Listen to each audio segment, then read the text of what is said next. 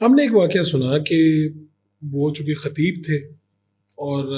پہلے جو ان کا گورنمنٹ کے ساتھ رہا معاملہ، تو جب انہوں نے اب غالباً کیا ہوا تھا، ارلی ریٹائرمنٹ لے لی یا چھوڑ دی تھی نوکری یا کیا ہوا تھا، اور بعد میں ان کے کوئی بنتا تھا معاوضہ اور وہ لے کے آئے لوگ تو انہوں نے انکار کر دیا. کیا ہے یہ واقعہ، سچا ہے کیا؟ یہ واقعہ ایسے ہے کہ پہلے مشرف دور میں لوگوں نے مطلب سوشل میڈیا آیا اور باقی ساری چیزیں آئی، اللہ نے ایک اپنے بندے سے حجاب اٹھانا تو وہ بہانے بنے ساری چیزیں. لیکن وہ تو آپ کو میں آج بھی 1998 کی تقریر یا 2000 تقریباً تقریر سناؤں تو آپ حیران ہو جائیں گے کہ یہ شخص مشرف کے بارے میں یہ بات کر رہا ہے، اور سرکاری ممبر پر بیٹھ کر، شعب المالی کے ممبر پر بیٹھ کر، جو سرکاری اوقاف کی مسجد، بڑی سخت مخالفت کی افغانستان پر اڈے دینے پر، اور ایسی گفتگو کی آپ حیران رہ جائیں.